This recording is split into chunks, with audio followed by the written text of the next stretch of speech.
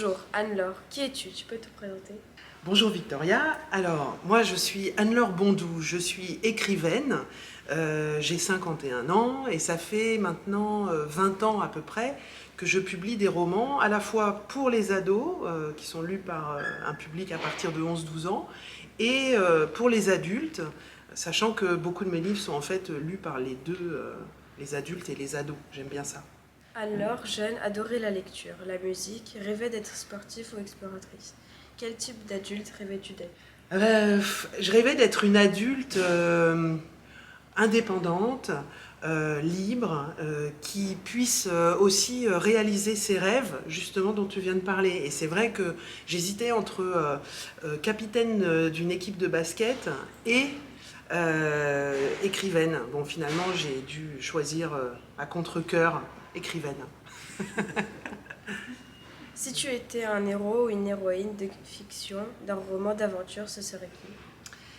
Alors quand j'étais jeune, j'adorais tous les romans d'aventure, par exemple de Jules Verne, de Jack London, etc. Mais je me rends compte aujourd'hui qu'il y avait très peu de personnages féminins qui me permettaient de m'identifier complètement.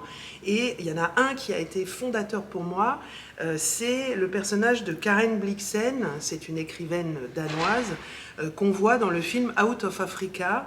Ça a été pour moi un modèle extraordinaire d'héroïne réelle et fictive dans le film, mais... Voilà, une écrivaine aventurière qui part en Afrique et qui va vivre une vie de femme libre dans un monde qui n'est pas très facile à cette époque. Tu conseillerais quoi aujourd'hui à un ou une ado? Dans le monde tel qu'il est là, c'est vrai que franchement vous n'êtes pas gâtés, mais en fait j'ai envie de dire un peu la même chose qu'auparavant et j'espère pouvoir le dire plus tard aussi. Continuez de rêver, continuez de bâtir vos désirs et voilà, avec les contraintes qui sont les vôtres, mais essayez d'être libre, voilà, libre de vos désirs et de vos rêves. Tu as accepté d'être la marraine du salon du livre ado de Suresnes. Pourquoi? C'est vrai, j'ai accepté d'être la marraine du salon du livre ado de Suresnes. D'abord parce que ça m'a fait plaisir, arriver à mon grand âge, avec tous les livres que j'ai derrière moi, je considère que oui, je peux peut-être être marraine d'un événement comme celui-ci. Donc je me suis dit, allez, vas-y, je suis grande maintenant, je peux être marraine. Qu'est-ce qui t'a donné envie d'écrire? Alors, ce qui m'a donné envie d'écrire, ça c'est une longue histoire. Quand j'étais petite, chez mes parents, il y avait énormément de livres, on se croit, c'était presque une médiathèque de Suresnes. Et il se trouve que mon père avait lui déjà ce rêve de devenir écrivain. Mais il n'est pas devenu écrivain parce que il était dans une famille où justement il n'y avait pas du tout de livres, c'était pas du tout un rêve accessible. Et il m'a transmis son rêve d'une certaine façon. J'ai repris le flambeau du rêve de mon père. Ça a commencé comme ça. Après, évidemment, les choses se sont un peu compliquées. Pourquoi le choix d'écrire pour les ados? Alors, j'ai toujours eu un rapport avec ma propre adolescence très vivant, en fait, parce que c'est une époque de ma vie où, justement, j'ai commencé à découvrir la littérature avec passion.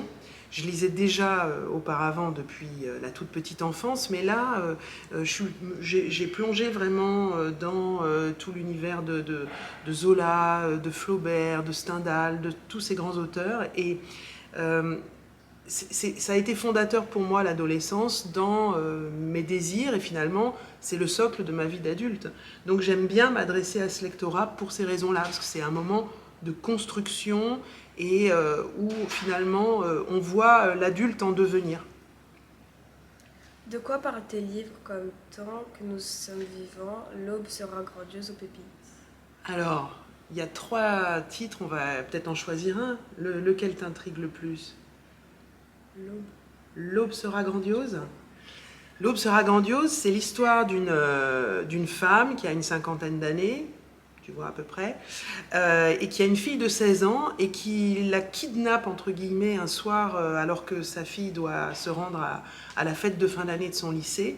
Et au lieu de ça, sa mère l'emmène dans une voiture qui file droit sur l'autoroute vers un endroit complètement paumé, une cabane isolée dans les bois au bord d'un lac. Et pourquoi elle l'emmène là? Alors tu vois, Nine, elle n'est pas ravie, c'était pas son projet. Et elle l'emmène là parce qu'elle a des secrets à lui révéler sur toute l'histoire de la famille. Et il faut absolument qu'elle le fasse cette nuit-là, on comprendra pourquoi, avant le lever du soleil. Donc elles vont passer une nuit blanche dans cette cabane, toutes les deux. Et Nine va découvrir tout ce qu'elle ignorait au sujet de sa famille durant cette nuit-là. Où trouves-tu l'inspiration? Alors l'inspiration, je la trouve à la fois dans ma propre vie, c'est le matériau premier en fait. Et puis aussi, dès que j'entends quelque chose à la radio, dès que je vois quelque chose à la télé, au cinéma, dès que je lis quelque chose dans un livre, ça peut venir alimenter mon imaginaire. Parfois, je ne me rends pas compte, c'est des choses qui sont très anciennes.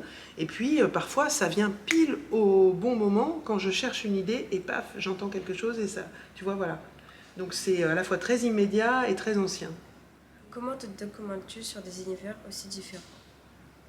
Alors, c'est vrai que mes livres peuvent se passer dans plein d'endroits. Mettons la Patagonie des larmes de l'assassin, que j'ai mis comme plus que décor, hein, c'est presque un personnage. Mais décors, ce ne sont pas des décors, ce sont des personnages souvent dans les romans. Je me documente, à l'époque c'était avant Internet, donc presque avant Internet, avant haut débit en tout cas. Et du coup, c'est plus de l'inspiration à travers des lectures, par exemple. Je ne vais pas forcément sur place, tu vois, la Patagonie, c'est à l'autre bout du monde. Je ne me suis pas payé un billet d'avion pour écrire le livre. J'y suis allée après. Et donc là, c'était une inspiration littéraire. Après, maintenant, évidemment, il y a Internet, donc je vais beaucoup chercher des choses sur Internet. Je fais attention à ce que je trouve, mais ça compte. Et puis, je vais en bibliothèque, en médiathèque. Quel conseil donnerais-tu à ceux qui seraient tentés par l'écriture? Est-ce que c'est ton cas, Victoria? Oui. Alors, quel conseil je pourrais te donner? D'abord, je te conseillerais de lire, bien sûr, c'est ce que tu fais, j'imagine. Parce que c'est en lisant qu'on devient liseron, comme dirait l'autre. Non, c'est-à-dire c'est en lisant que on s'imprègne aussi de la musicalité d'un texte, c'est comme ça qu'on apprend prioritairement. Puis ensuite, je dirais, c'est des questions, des conseils très bêtes, hein, écris. Parce que en fait, c'est aussi en écrivant qu'on se rend compte que c'est difficile d'écrire, souvent. Très souvent, les gens ont une idée de départ, et puis hop, ils écrivent une page, et puis et puis là, on n'y arrive plus. Et en fait, c'est en dépassant les obstacles qui se présentent à soi qu'on apprend comment on peut fonctionner. C'est un chemin très, très singulier à chacun, en fait. Quels sont les auteurs qui t'ont influencé? J'en ai cité quelques-uns tout à l'heure. Quand j'ai découvert toute la littérature du 19e siècle, à peu près à ton âge, ça a été une révélation pour moi. Alors, c'est plus tellement un modèle, parce qu'on n'écrit plus comme Gustave Flaubert aujourd'hui, puis c'est pas mon ambition, mais ça constitue vraiment une influence très forte pour moi, cette littérature qui s'empare avec parfois ironie du réel et puis aussi avec lyrisme. Je pense à Zola, j'aime bien toujours y penser quand j'écris. Donc ce sont des influences qui continuent de me marquer. Puis après, il y a eu plein d'auteurs, notamment des grands auteurs américains comme John Irving, ou même Stephen King par exemple. Je n'écris pas du tout comme lui, mais ça reste une influence. Dans tant que nous sommes vivants, tu écris tout est possible. Le penses-tu vraiment?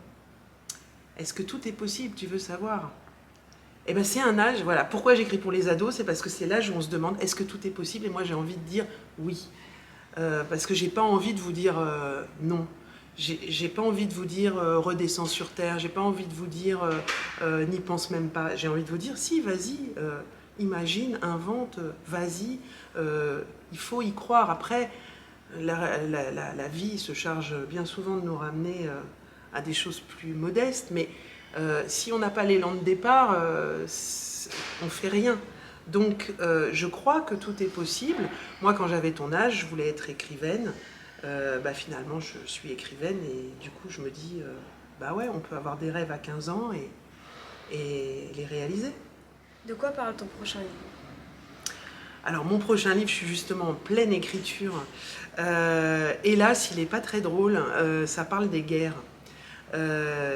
C'est pas tellement lié à l'actualité qui se passe aujourd'hui en Ukraine, mais c'était un projet que j'ai depuis quelques temps déjà, de raconter l'histoire d'une famille sur 5 générations, et chaque génération est confrontée à la guerre, parce que ça commence en 1914, la génération d'après c'est 1939, la génération d'après c'est la guerre d'Algérie, la génération d'après, alors justement ça devient un peu plus flou, etc. Donc ce sont des personnages qui sont à l'âge de 20 ans systématiquement embarqués dans les événements historiques majeurs de leur époque. Et pour la fin, ton mot préféré? Alors, mon mot préféré, bon, c'est un peu bateau, mais je dirais liberté, parce que c'est vraiment le mot qui guide beaucoup de mes choix, en fait, dans la vie. C'est là où je vais me sentir le plus libre que je vais aller. Donc, j'aime beaucoup ce mot, liberté. Après, il y en a un autre que j'aime bien, c'est pamplemousse, mais ça n'a aucun rapport. Merci, Alba. Merci, Victoria.